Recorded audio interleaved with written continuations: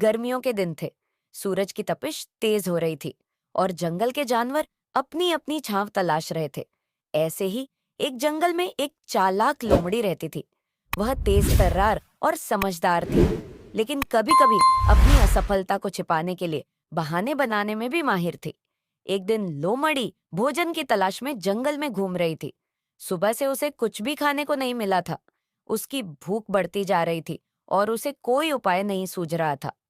तभी उसकी नजर एक बड़े बेल के पेड़ पर पड़ी, जिसकी शाखाओं से लटकते हुए गहरे बैंगनी रंग के रसीले अंगूर झूल रहे थे।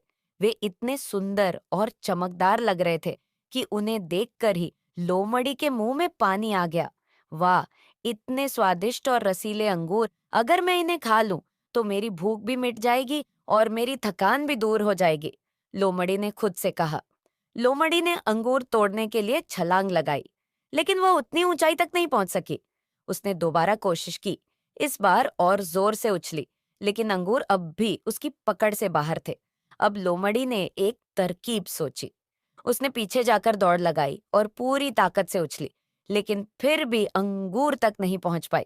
उसने कई बार प्रयास किया, कभी एक पैर पर कूदकर, कभी दौड़कर, कभी पेड़ के तने को पकड़ने की कोशिश की, लेकिन हर बार नाकाम रही। थक कर हाँफते हुए वह एक ओर बैठ गई। अब उसकी हिम्मत जवाब देने लगी थी। उसने आसमान की ओर देखा और गहरी सांस लेते हुए कहा, शायद ये अंगूर उतने मीठे नहीं होंगे जितने दिखते हैं। जरूर ये खट्टे होंगे। इन्हें खाकर कोई फायदा नहीं। यह कहकर वह सिर ऊंचा करके वहां से चली गई, मानो उसे इन अंगूरों में कोई रुचि